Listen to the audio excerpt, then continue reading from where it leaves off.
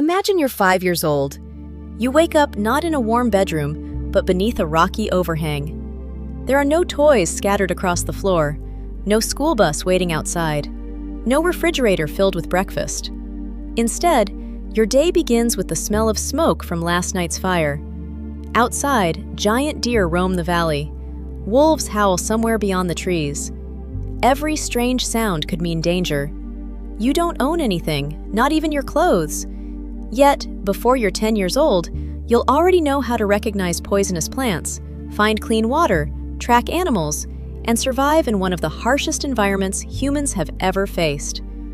But here's the surprising part. Ancient childhood wasn't just about survival. Children laughed, they played games, they formed friendships, they learned from their parents. They explored their world with endless curiosity, just like children today. So, what was childhood actually like tens of thousands of years ago? Let's travel back to a time before cities, before farming, before history itself, and discover what it truly meant to grow up as one of the first humans. A dangerous beginning. For an ancient human, childhood began with one enormous challenge: simply surviving birth. Today, hospitals, doctors, and modern medicine dramatically reduce the risks of childbirth. Ancient mothers had none of these advantages. Babies were born in caves, simple shelters, or temporary camps deep in forests and grasslands. Experienced women in the group likely helped during delivery, relying only on knowledge passed down through generations. Even then, childbirth was incredibly dangerous. Many mothers didn't survive.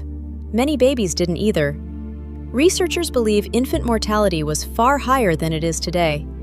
Illness, infections, accidents, harsh weather, and predators constantly threaten newborns.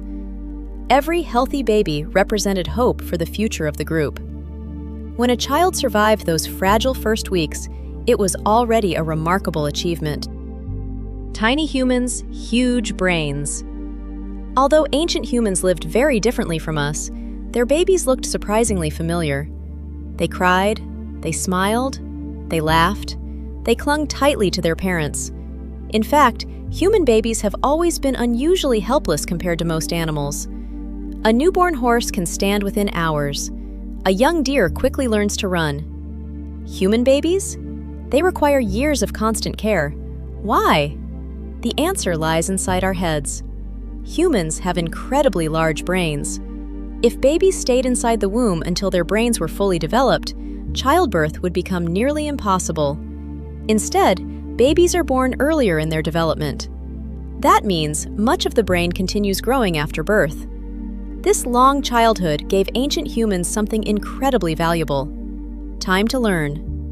Rather than relying purely on instinct, children could absorb enormous amounts of information about their environment. That ability would eventually help humans spread across almost every corner of Earth. Growing up in a small world. Forget huge cities. Forget crowded neighborhoods. Most ancient children probably grew up surrounded by only 20 to 50 people. That was their entire world. Everyone knew everyone else. There were grandparents, parents, brothers, sisters, cousins, and unrelated adults who all worked together. Anthropologists believe these small bands functioned almost like one extended family. Children didn't belong only to their parents. The entire group helped care for them. An older teenager might carry a toddler. Grandparents told stories. Older children watched younger ones. If one adult was busy gathering food, another stepped in to help. This shared responsibility increased everyone's chances of survival. It also meant children constantly learned from many different role models. Schools, yet learning never stopped. Ancient children never sat in classrooms. There were no teachers writing on blackboards, no homework, no exams. Yet they were learning almost every waking moment. Education happened naturally. A little girl watched her mother prepare edible roots. A young boy followed experienced hunters through the forest. Both learned by observing, copying, and practicing. Mistakes became lessons. Every task mattered. Children gradually discovered which berries were safe, which insects could bite, which animal tracks meant danger, how to start a fire, where fresh water flowed after rainfall, how changing seasons affected food supplies. Knowledge wasn't written in books, it lived inside people's memories. Passing that knowledge to children was essential. Without it, the next generation might not survive. Childhood was full of exploration. If you've ever watched a toddler investigate absolutely everything, congratulations! You've witnessed a behavior that stretches back hundreds of thousands of years. Ancient children were naturally curious. They climbed rocks, collected unusual stones, examined insects, followed animal footprints, played in streams, explored nearby caves, asked endless questions. Curiosity wasn't simply entertainment, it was survival training disguised as play. Each discovery taught children something useful: which surfaces were slippery, which plants smelled strange, where birds built nests, how animals behaved. Modern psychologists believe curiosity is one of humanity's greatest evolutionary advantages. Ancient childhood helped nurture that curiosity every single day. Did ancient children have toys?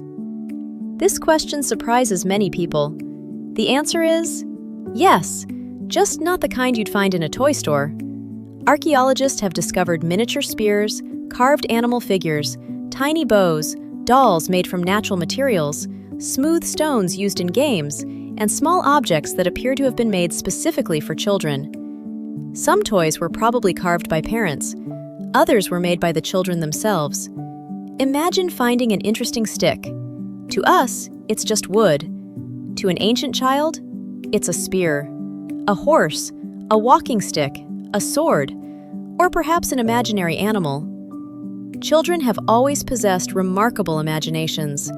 Even without plastic, batteries, or screens, they created endless adventures using whatever nature provided. Learning through play. Play wasn't separate from learning, it was learning. When children threw sticks at tree trunks, they practiced hunting. When they climbed trees, they developed balance. When they wrestled with friends, they improved strength and coordination. Running games increased endurance. Pretending to hunt animals taught teamwork. Even hide-and-seek may have helped children learn stealth and awareness. Many animal species use play to prepare for adulthood. Lion cubs practice fighting. Wolf pups chase each other. Young monkeys climb and tumble. Human children did the same, but with one enormous difference. They also learned language, storytelling, cooperation, and problem-solving. These social skills would become one of humanity's greatest strengths. The first friendships. Imagine growing up with the same small group of children your entire life. There were no new classmates every year, no moving across the country. Your closest friends were probably born into the same group. You explored together, collected food together, played together, and eventually worked together as adults. These friendships may have lasted decades. Trust became incredibly important. One day, the child playing beside you might help save your life during a dangerous hunt, or help protect your own children years later. Relationships weren't casual. They were essential for survival. Childhood wasn't always easy. Of course, ancient childhood wasn't an endless adventure. Children faced dangers modern kids rarely experience. Cold winters, extreme heat, dangerous animals, poisonous snakes, sharp rocks, disease, food shortages. A simple cut could become life-threatening. A harsh winter could mean hunger. Storms might destroy temporary shelters. Life demanded resilience from a very young age. Yet, despite these hardships, ancient children continued growing, laughing, exploring, and learning. Their ability to adapt helped humanity survive countless environmental changes over thousands of generations. Appeared behind distant mountains, the children gathered around the fire. The day's adventures were over. Now came something just as important: stories. Around those glowing flames, elders shared tales of brave hunters, dangerous animals, mysterious spirits, and unforgettable journeys. For ancient children, these stories weren't merely entertainment. They were lessons, warnings, history, and perhaps the earliest form of education humanity ever created. But what happened as these children grew older? When did play become responsibility? How did they learn to hunt, gather food, make tools, and earn their place within the group? That's where the next chapter of their incredible childhood begins. As darkness settled over the camp, children gathered around the fire. The flames danced across the cave walls, while older members of the group told stories. Stories about successful hunts, dangerous predators, mysterious places beyond the mountains, and the ancestors who had survived impossible odds. To modern ears, these might sound like bedtime stories, but to an ancient child, they were something much more. They were survival manuals. Every tale contained lessons about courage, wisdom, teamwork, and the dangers hidden in the natural world. And when the sun rose the next morning, it was time to put those lessons into practice. Every day was a classroom. There were no bells signaling the start of school, no desks, no textbooks. Instead, the entire landscape became a classroom. A simple walk through the forest could teach dozens of lessons. A parent might point to a broken branch and ask, "What made this?" The child would examine it carefully. Was it the wind, a deer, a bear, or another human group? By asking questions instead of simply giving answers, adults train children to observe every detail. This habit of careful observation became one of humanity's greatest survival skills. Children learned that tiny clues could tell enormous stories. Fresh footprints meant animals were nearby. Birds suddenly becoming quiet could signal a predator. Dark clouds meant finding shelter quickly. Nothing in nature was ignored. Everything had meaning. Learning without words. Not every lesson required speaking. In fact, much of ancient education happened silently. A child watched an experienced hunter sharpen a stone tool. No lengthy explanation, just careful observation. Day after day, the child copied every movement. At first, the tool looked rough. The edges were uneven. It barely worked. But after hundreds of attempts, those clumsy hands slowly became skilled. This learning by doing method is still one of the most effective ways humans master complex skills. Even today, athletes, musicians, artists, and surgeons improve through repeated practice, not simply reading instructions. Ancient children understood this instinctively. The first responsibilities. Modern children often have chores, maybe feeding a pet, cleaning a room, helping set the dinner table. Ancient children also had responsibilities, but theirs could affect the survival of the entire group. Young children might collect firewood, carry water in animal skins, gather edible berries, watch younger siblings, help keep the camp clean. These weren't punishments, they were contributions. Every pair of hands mattered. As children grew older, their responsibilities increased. By the age of 8 or 9, many were already surprisingly capable. They knew where to find food, how to recognize danger, and how to help during daily tasks. Nobody expected perfection, but everyone was expected to participate. Boys and girls didn't always learn the same skills. Although every ancient society was different, archaeologists believe many groups divided certain responsibilities. Boys often spent increasing amounts of time learning hunting techniques. Girls frequently learned gathering, food preparation, clothing production, and caring for younger children. But this wasn't always a strict rule. Evidence suggests women in some ancient societies hunted large animals. Children of both sexes learned essential survival skills. Everyone needed to know how to find water. Everyone needed to recognize dangerous animals. Everyone needed to understand the landscape. Survival didn't allow much room for ignorance. The more skills you possessed, the more valuable you became to your community. Childhood was full of games. Despite the hardships of life, children still found countless ways to have fun. Imagine a group of children racing across an open meadow. Who could run the fastest? Who could throw a stick the farthest? Who could climb the tallest tree? These weren't just games. Running improved endurance. Throwing improved hunting accuracy. Climbing developed balance and confidence. Some children probably invented imaginary adventures. Others copied adults by pretending to hunt mammoths or defend the camp from dangerous predators. Laughter echoed through prehistoric valleys, just as it echoes through playgrounds today. Scientists studying modern hunter-gatherer societies have found that children often spend hours playing together with very little adult supervision. That freedom encourages creativity, cooperation, and independence. Ancient children likely experienced something very similar: meeting the wild. Unlike children today, ancient kids didn't learn about wild animals from television. They saw them, sometimes every day.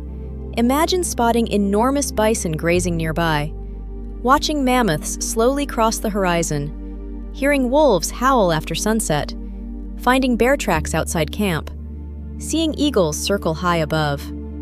Nature wasn't a place people visited, it was home. Children quickly learned which animals could be approached, which should never be disturbed, and which might become dinner. Respect for wildlife wasn't optional. One careless mistake could have deadly consequences. Did ancient children get scared? Absolutely. Fear was a normal part of childhood, just as it is today. Imagine waking during the night to hear strange growls outside the cave, or watching a violent thunderstorm roll across the mountains, or becoming separated from your family while collecting berries. These experiences would terrify anyone. But ancient children gradually learned something incredibly important: how to stay calm. Adults taught them not to panic. Instead, they learned practical responses.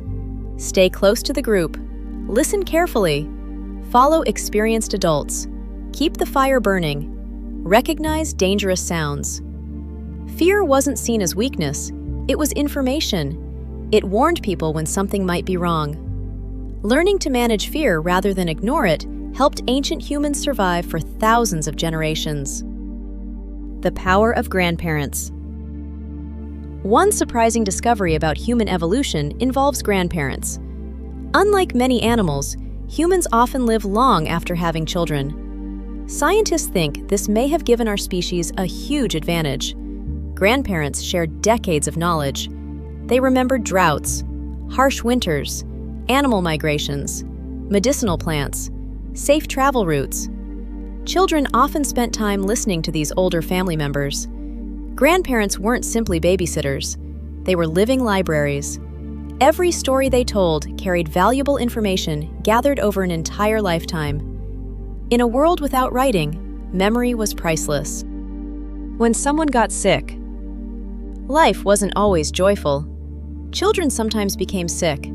Without modern medicine, even common illnesses could become dangerous. Parents relied on whatever knowledge they possessed. Certain plants may have been used to reduce pain. Warm fires helped fight cold nights. Rest became essential. Archaeological discoveries show something remarkable. Ancient humans often cared for injured or disabled members of their communities. Some skeletons reveal individuals who survived severe injuries for many years.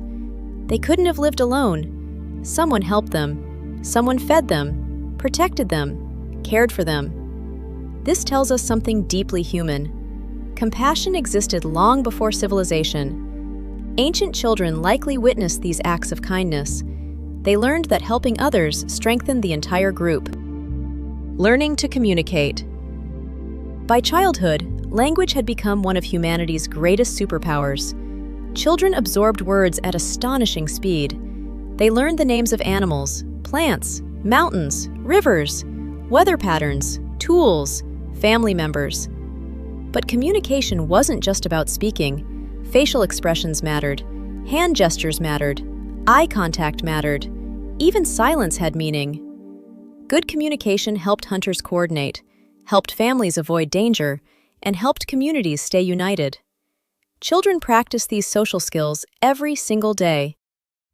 The first big adventures. As children approached their teenage years, adults began trusting them with greater independence. Small groups of youngsters might explore farther from camp. They searched for berries, tracked small animals, collected useful stones, or helped scout unfamiliar areas. These adventures built confidence. Every successful journey taught valuable lessons. Every mistake became experience.